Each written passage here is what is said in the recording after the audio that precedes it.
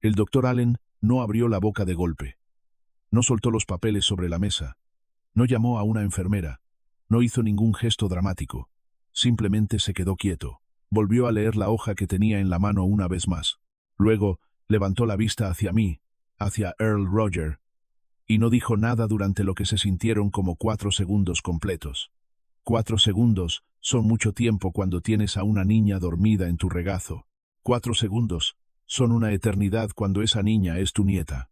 Señor, dijo por fin, con una voz cuidadosa, medida, esa voz que usa alguien cuando no está seguro de cómo va a reaccionar la persona que tiene delante. ¿Cuánto tiempo lleva bebiendo este jugo?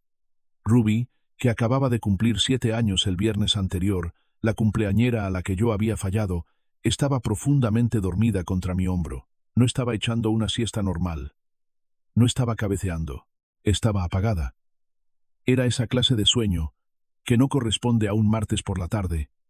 A las 4, en una clínica pediátrica cerca de Poplar Avenue, en East Memphis, miré su carita. Luego miré al doctor Allen. No lo sé, le dije. Por eso estamos aquí. Déjenme retroceder 2 horas. Ese mismo día. El cumpleaños de Ruby había sido el viernes anterior, 11 de octubre. Cumplió 7 años. Yo me lo perdí. No porque no quisiera estar allí, no porque se me hubiera olvidado.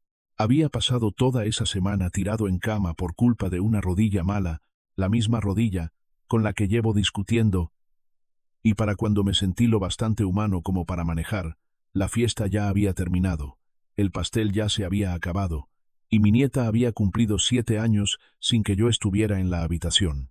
Eso me dolió más que la rodilla.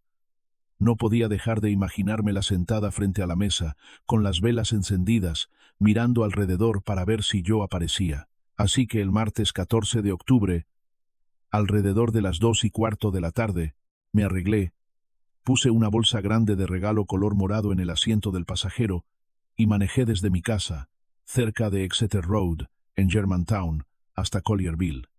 El plan era sencillo: entregarle su regalo, llevarla por helado, dejar que me contara todo sobre la fiesta que me había perdido, cada detalle, cada regalo, cada niño que había ido, y simplemente estar presente, ser su abuelo. 3 días tarde, sí. Pero iba a compensarlo. Es curioso cómo las intenciones más comunes pueden convertirse en los días más extraordinarios de una vida. Llegué y toqué el timbre. Vanessa abrió con el teléfono en la mano y casi ni levantó la mirada. Hola, Vanessa. Traje algo para la cumpleañera. Sé que llego unos días tarde. Está arriba, dijo, haciéndose a un lado para dejarme pasar, mientras ya empezaba a alejarse. Tengo una llamada. Me quedé un segundo en la entrada, sosteniendo aquella bolsa morada, sintiéndome exactamente como lo que era.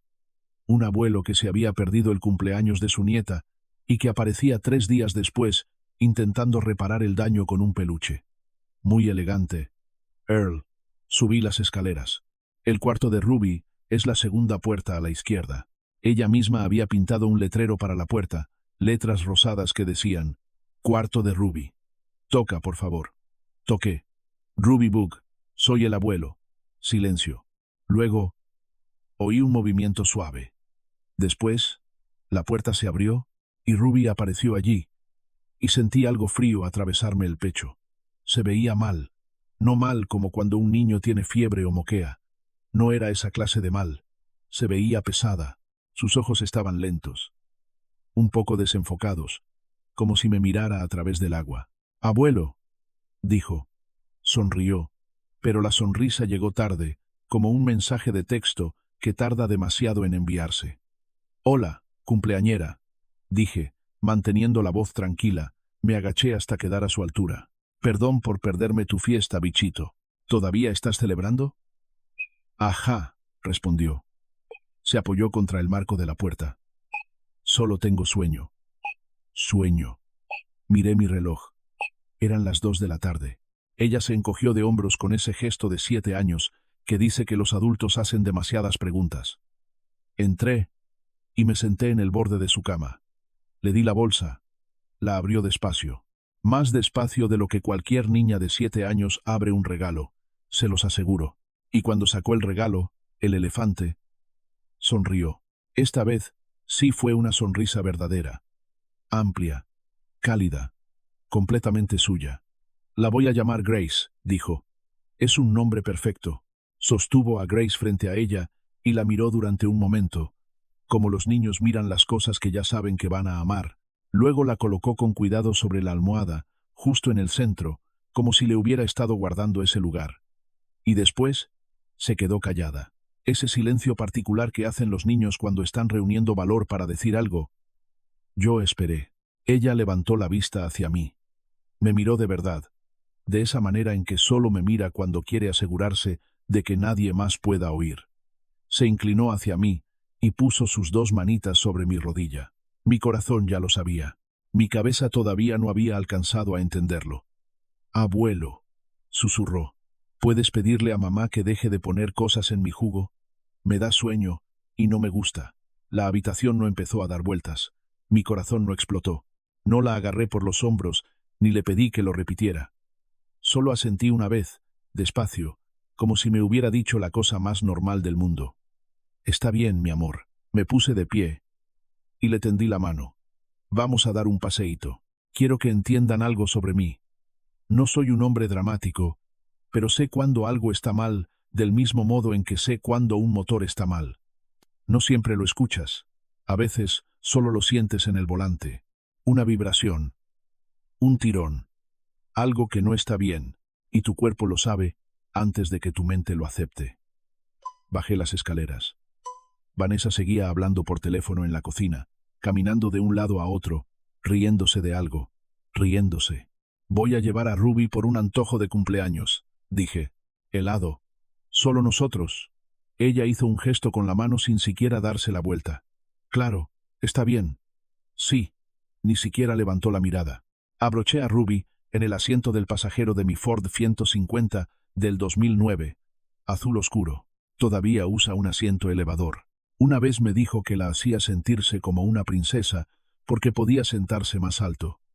Encendí el motor y salí de Collierville respetando exactamente el límite de velocidad durante todo el camino hacia Memphis. No llamé a Daniel. Todavía no. No llamé a la policía. Todavía no. Primero necesitaba saber exactamente a qué me estaba enfrentando. La clínica de Poplar Avenue era la atención pediátrica de urgencia más cercana en la que yo confiaba.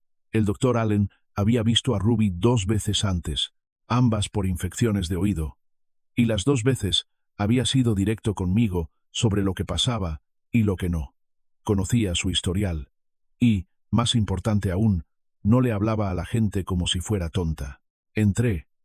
Le dije a la recepción que era urgente, y cuando nos llamaron, me senté frente al doctor Allen y le conté exactamente lo que Ruby había dicho, palabra por palabra. El susurro, los ojos somnolientos, la forma en que se había movido toda la tarde, lenta, como si estuviera bajo el agua. Él no me descartó. No me dio esa mirada de «el abuelo está exagerando», que yo medio esperaba recibir.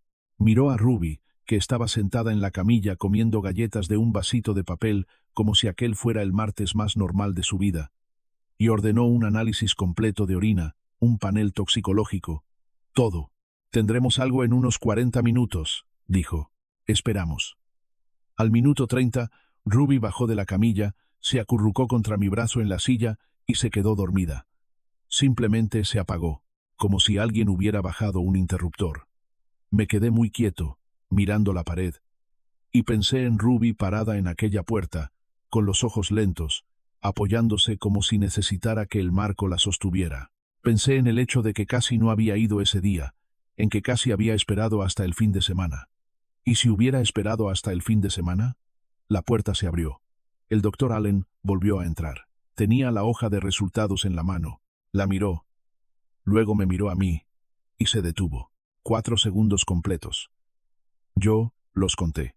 Entonces dijo, «Señor, ¿cuánto tiempo lleva bebiendo este jugo? ¿Qué tiene?», pregunté. Él se sentó y giró la hoja para que yo pudiera leerla. Difenhidramina. Tal vez la conozcan mejor como Benadryl, medicamento infantil para alergias. Perfectamente seguro, en la dosis correcta y por las razones correctas. Pero los resultados mostraban concentraciones. Esas fueron sus palabras exactas, consistentes con una administración intencional repetida durante un periodo prolongado, no un accidente, no una sola vez, repetida, intencional, prolongada. Leí esa línea 3 veces. Luego junté las manos sobre mi rodilla y respiré por la nariz. Solté el aire por la boca. ¿Su madre está en casa ahora mismo?, preguntó el doctor Allen en voz baja. Sí, señor Roger. Estoy legalmente obligado a reportarlo. Lo sé. Lo miré a los ojos. Deme 24 horas, por favor. Me estudió durante un largo momento. Lo que haya visto debió decirle algo, que yo no iba a actuar sin pensar, que no iba a entrar a esa casa en Collierville y quemarla con mis propias manos, aunque cada parte de mí quisiera hacerlo. Mañana por la mañana, dijo al fin. A las 8. Si no he tenido noticias suyas para entonces, hago la llamada yo mismo. Entendido.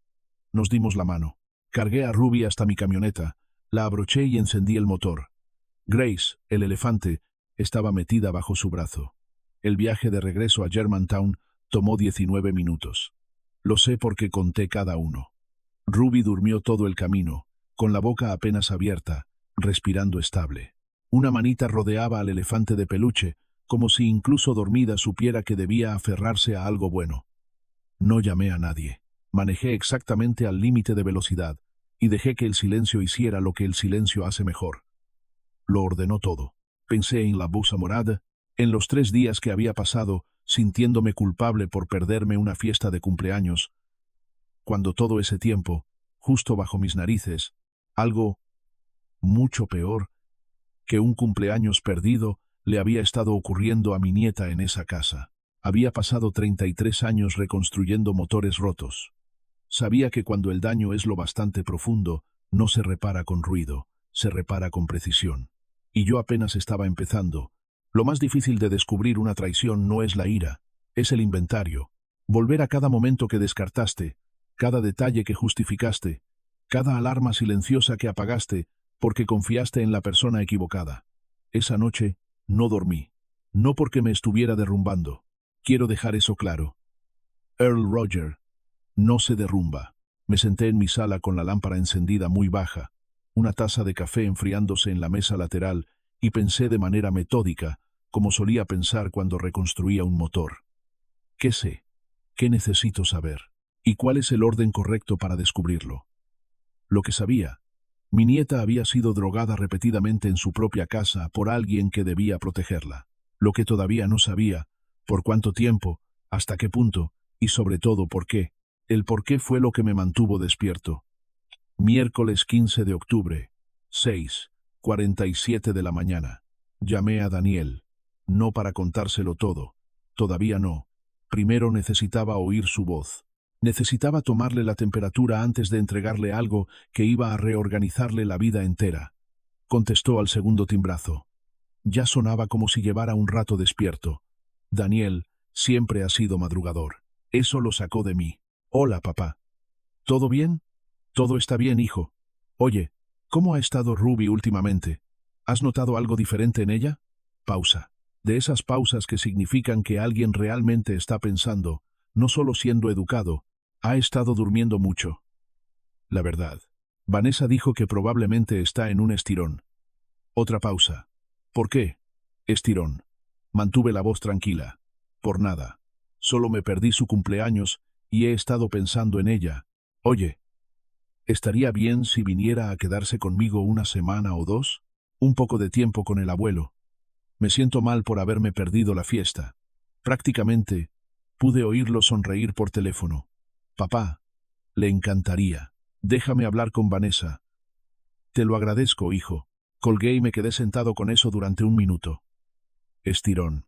Daniel había mirado a su hija a la cara, ojos lentos, extremidades pesadas, dormida a cada rato, y lo había archivado como un estirón porque su esposa se lo dijo.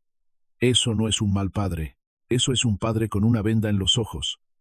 Hay una diferencia. Necesitaba recordarlo. Para las 9 de la mañana ya tenía una cita con un abogado de familia llamado James Whitfield, un hombre al que me habían recomendado años atrás durante el asunto de la herencia de Beverly, y al que nunca había olvidado. Un hombre que conocía la ley y no desperdiciaba palabras. Entré. y puse todo sobre su escritorio. La visita a la clínica, el informe del doctor Allen, los resultados toxicológicos que había fotografiado con mi teléfono. James se puso las gafas de lectura y no dijo una palabra durante 3 minutos completos. Luego levantó la mirada. Earl, ¿entiendes qué es esto? Sí, peligro para un menor. Posiblemente agravado, dependiendo de la duración y la intención. Se quitó las gafas. ¿Quién más lo sabe? Usted. El doctor y yo. Daniel. Todavía no. Asintió despacio. Inteligente. Antes de decírselo, quieres documentación que no pueda descartar, porque cuando un hombre oye algo así sobre su esposa, su primer instinto es negarlo. Necesitas pruebas tan cerradas que la negación no sea una opción. Tenía razón. Tenía toda la razón. ¿Qué necesito? Pregunté. Los registros médicos en tu posesión. Registros de farmacia, si puedes rastrearlos. Una línea de tiempo y ojos sobre la casa. Deslizó una tarjeta sobre el escritorio antes de que yo pudiera siquiera preguntar. Ray Dobbins, investigaciones privadas, Memphis y alrededores. Es minucioso, dijo James. Y es discreto. Guardé la tarjeta en el bolsillo. Una cosa más, dijo James, inclinándose hacia adelante. Cuando Daniel te llame sobre Ruby, quedándose contigo, di que sí de inmediato y sácala de esa casa. Hoy, si es posible. Ya lo tenía planeado. Casi sonrió. ¿Has hecho esto antes? No, pero he reconstruido muchas cosas rotas. Daniel llamó a las 11:23 de la mañana. Vanessa está totalmente de acuerdo. Dijo que podría ser bueno para Ruby tomar aire fresco, cambiar de ambiente. Se rió un poco. Creo que lo llamó una oportunidad para fortalecer el vínculo. Una oportunidad para fortalecer el vínculo. Me había entregado a mi nieta sin parpadear. No preguntó cuánto tiempo. No preguntó qué haríamos. Ni siquiera se puso al teléfono para despedirse. Guardé eso. La recojo esta tarde, dije. Llegué a la casa de Collierville a las 2 en punto. Ruby estaba en la puerta con una mochila y Grace bajo el brazo. Vanessa estaba en algún lugar al fondo de la casa. No salió a la puerta. Abroché a Ruby en la camioneta. Se veía mejor que el día anterior. Un poco más brillante. Un poco más presente. Tal vez una noche sin el jugo. O tal vez solo estar lejos de esa casa ya le estaba haciendo algo. ¿Vamos a una aventura, abuelo?, preguntó. A la mejor, le dije, y lo decía en más de un sentido, aunque ella no pudiera saberlo. Ahora voy a hablarles de Vanessa, y voy a ser justo, porque la justicia importa incluso cuando uno está furioso, especialmente cuando uno está furioso. Ella creció en circunstancias difíciles, eso lo sabía por Daniel. Madre soltera, South Memphis, raspando para conseguir todo. Se había hecho a sí misma por pura fuerza de voluntad. Buen trabajo, buena dirección, buena imagen. Cuando conoció a Daniel, tenía 26 años, estaba enfocada y era impresionante. Me cayó bien al principio. También quiero ser honesto sobre eso. Pero en algún punto del camino, y yo no lo vi, ninguno de nosotros lo vio, la vida que había construido dejó de ser algo que amaba, y se convirtió en algo que mantenía. Daniel viajaba constantemente por trabajo. Ruby era ruidosa, luminosa y demandante de esa manera en que solo pueden serlo los niños verdaderamente vivos. Y Vanessa estaba en algún lugar de esa casa, sintiendo que las paredes se le cerraban encima. No digo que eso justifique ni una sola cosa de lo que hizo. No, digo que entiendo la diferencia entre la maldad y la desesperación, y he aprendido que las personas desesperadas también hacen cosas malvadas. Lo que todavía no sabía, lo que Ray Dobbins estaba a punto de mostrarme, era exactamente hasta qué punto se había desesperado. Ray me llamó el jueves por la noche. Señor Roger, tengo algo. ¿Quiere reunirse? ¿Qué tan pronto puedes estar en el Perkins de Summer Avenue? 20 minutos. Llegó en 18. Era un tipo robusto, de ojos tranquilos, de esos hombres a los que nunca notarías en una multitud, lo cual imagino que era precisamente el punto. Pidió café y deslizó una carpeta manila por la mesa. La abrí. Fotografías, limpias, con marcas de tiempo, imposibles de malinterpretar. Vanessa y un hombre al que yo jamás había visto. Alto, bien vestido, con esa confianza fácil de quien nunca ha tenido que esforzarse demasiado por nada. Un recibo de hotel del Westin del centro, otro de un lugar en Midtown, marcas de tiempo que coincidían, y créanme que lo comprobé, con noches en las que Daniel había estado viajando. El nombre del hombre, según las notas de Ray, era Brandon Cole, 38 años. Consultor de ventas. ¿Cuánto tiempo?, pregunté. Según lo que puedo confirmar, dijo Ray, envolviendo la taza de café con ambas manos, por lo menos 8 meses. 8 meses. Ruby acababa de cumplir 7 años. Hice las cuentas, y no me gustó a dónde llevaban. ¿La niña?, pregunté. Ray me miró con firmeza. No hay indicios de eso, pero la línea de tiempo de la medicación se detuvo, escogiendo con cuidado sus próximas palabras. Parece coincidir con el momento en que la relación se volvió más frecuente. Ella había necesitado más tiempo. Ruby siempre estaba allí, así que la ponía a dormir. Cerré la carpeta. Me quedé con eso un largo rato. Ray no me apuró. No dijo nada. Solo bebió su café y me dejó ser un abuelo sentado con algo con lo que ningún abuelo debería tener que sentarse jamás. Ella no lo había hecho por crueldad. Lo había hecho por conveniencia. Y de algún modo, eso era peor. ¿Qué sabe Brandon Cole?, pregunté al fin. Ray dejó la taza sobre la mesa. Ese es el asunto. Sabe que Ruby existe. Le han dicho que es una niña difícil. Hizo una pausa. Nunca ha hecho una pregunta de seguimiento. Cobarde. Los dos. 2 adultos alrededor de esa casa. Uno por matrimonio, otro por elección. Y ninguno de los dos había mirado a una niña de 7 años y había hecho una sola pregunta que valiera la pena hacer. Y luego estaba Daniel, mi hijo, matándose de trabajo, confiando por completo, sin ver nada. Pagué el café, me levanté y guardé la carpeta bajo el brazo. Ray, le dije, voy a necesitar todo documentado. Fechas, horas, lugares, a prueba de cualquier cosa. Ya estoy trabajando en eso, respondió. Buen hombre. Manejé de regreso por Summer Avenue con las ventanas abajo. Octubre en Memphis. Tiene su propio olor. Algo entre pasto recién cortado y frío acercándose, el último aliento de calor antes de que cambie la estación. Ruby estaba en mi casa, dormida en la habitación de invitados. Esta vez era sueño de verdad, natural, seguro. Grace, el elefante, estaba sobre la almohada junto a ella. Me quedé en la puerta y la observé respirar durante un momento. Después fui a la mesa de la cocina, abrí mi cuaderno, el mismo que solía usar para los registros de motores, y empecé a escribir. Fechas, observaciones, todo lo que el Dr. Allen me había dicho, todo lo que Ray acababa de entregarme, cada pieza, en orden, con mi propia letra. Llamé a James Whitfield y le dejé un mensaje. Estamos listos para movernos. Luego tomé el teléfono y llamé a mi hijo. No para contarle todo, no esa noche, solo para decirle, Daniel, necesito que vengas a casa. Daniel apareció el viernes por la tarde, 17 de octubre, alrededor de las 6:30. Entró en mi entrada con ese Audi plateado que tanto le gusta, y caminó hacia la puerta como un hombre que creía que lo habían llamado a cenar.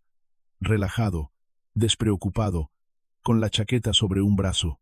No tenía idea. Ruby ya estaba dormida en la habitación del fondo. Me había asegurado de eso. Lo que estaba a punto de ocurrir en esa mesa no era para oídos de una niña de 7 años. No esa noche.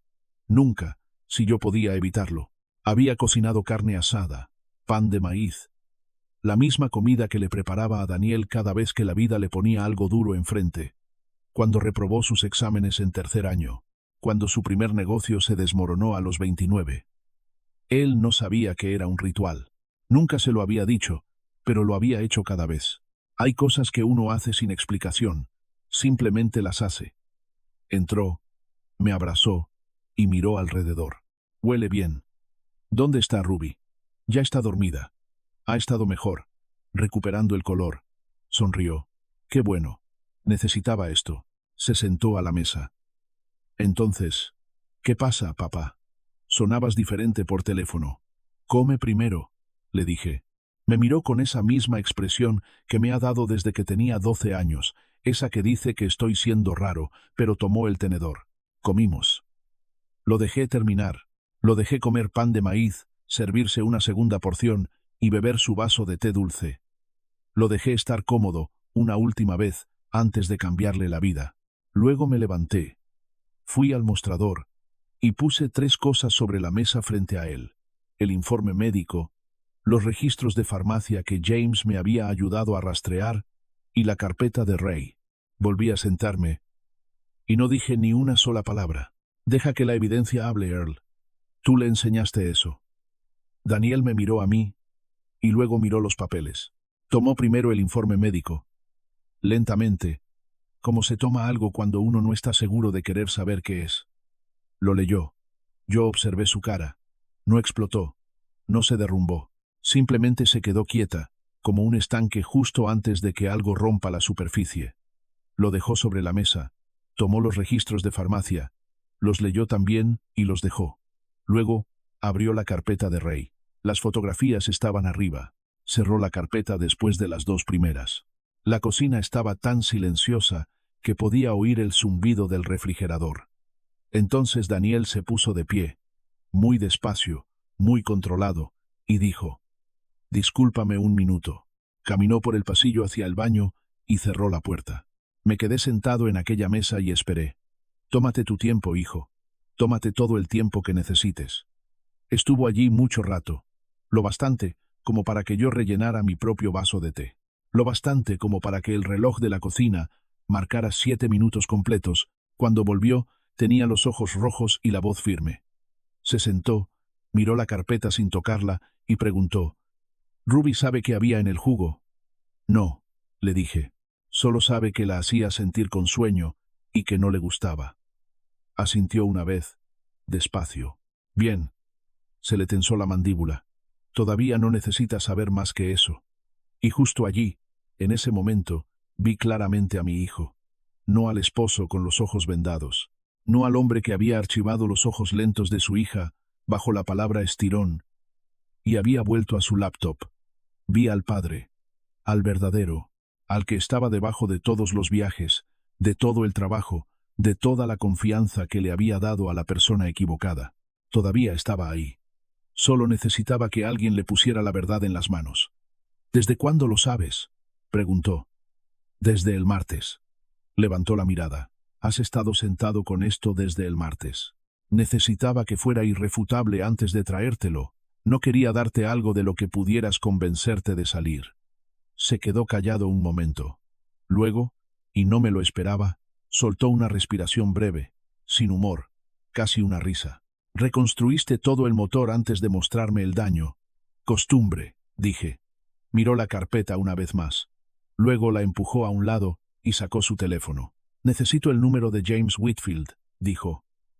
Daniel no confrontó a Vanessa Izanoque, ni tampoco el sábado. Pasó el fin de semana en mi casa, durmiendo en su antiguo cuarto, desayunando con Ruby, viéndola llevar a Grace por la cocina mientras él bebía café. Solo mirándola, guardándose cada imagen. El domingo manejó de regreso a Collierville. Solo. Había hablado con James 2 veces. Había movido dinero a una cuenta separada el sábado por la mañana. Había fotografiado documentos en la oficina de la casa y había hecho todo de manera metódica, cuidadosa, sin un solo movimiento innecesario. Eso lo aprendió en algún lugar. Lunes por la mañana, 20 de octubre, esperó hasta que Ruby estuviera en la escuela. Yo la había llevado personalmente. La había firmado en la entrada y me había asegurado de que estuviera a salvo. Entonces, Daniel entró en aquella cocina de Collierville y se sentó frente a Vanessa en la misma mesa que ella había fotografiado para redes sociales, con la leyenda «Domingos por la mañana». Esa mesa, con la buena luz, y las tazas de café acomodadas justo como a ella le gustaba. Me contó todo esa noche, palabra por palabra, y se los voy a contar de la misma manera. Ella estaba en la laptop cuando él entró. Levantó la mirada y sonrió. Una mañana normal. Él se sentó frente a ella y deslizó el informe médico por la mesa. Ella lo miró a él, y él vio cómo la sonrisa se le deshacía en tiempo real. Empezó a hablar de inmediato. Ese fue su primer error. Fue directo a explicar, en vez de preguntar qué sabía él. «Daniel, puedo explicarlo. Ella estaba teniendo problemas para dormir, y yo solo. Él dejó que el silencio se quedara allí durante 10 segundos completos. Luego metió la mano en la carpeta y puso los registros de Farman sobre la mesa. Después las fotos. Ella miró las fotografías de ella con Brandon Cole y se quedó completamente inmóvil. «Confié en ti», dijo Daniel, sin levantar la voz ni una sola vez. «Con mi hija, con mi casa. Usaste las 3 cosas. Daniel, por favor. Ruby también es mi hija. La amo. Yo nunca. La drogaste». Seguía calmado, seguía firme, durante meses. Para poder tener más tiempo con él, tomó sus llaves del mostrador. «Cualquier historia que necesites contarte sobre eso, te toca cargarla a ti, no a mí». Caminó hacia la puerta. Ella dijo: «Vas a quitármela». Él se detuvo y se volvió una última vez. «Eso lo hiciste tú», dijo. «No yo». Y salió. Quiero contarles cómo terminó. No la versión dramática, la versión real. Porque la justicia real no llega con una banda sonora. Llega con papeleo, fechas de tribunal y mucha espera. Pero llega. La custodia completa fue otorgada a Daniel 60 días después de que salió por aquella puerta. La abogada de Vanessa intentó argumentar estrés, salud mental, circunstancias atenuantes. James Whitfield puso al Dr. Allen en el expediente. Puso el análisis toxicológico frente al juez. Puso sobre la mesa los registros de farmacia, 7 meses de compras rastreadas y documentadas. El juez no necesitó mucho más. Visitas supervisadas solamente, pendientes de una investigación completa de servicios de protección infantil. La fiscalía presentó cargos por poner en peligro a una menor. Brandon Cole, cuando los investigadores lo contactaron, cooperó de inmediato y por completo. Les dio todo. Fechas, lugares, conversaciones. Entregó a Vanessa sin pensarlo 2 veces para protegerse a sí mismo. El cobarde sirvió a la justicia una última vez. La casa de Collierville se vendió en un acuerdo de divorcio que dejó a Vanessa con considerablemente menos de la vida que había curado con tanto cuidado. La página de Instagram se quedó en silencio. Las coronas de temporada dejaron de cambiar. Para diciembre, el buzón de piedra pertenecía a otra persona. No terminó con una explosión. No terminó con una escena. Terminó con papeleo, como terminan las cosas reales.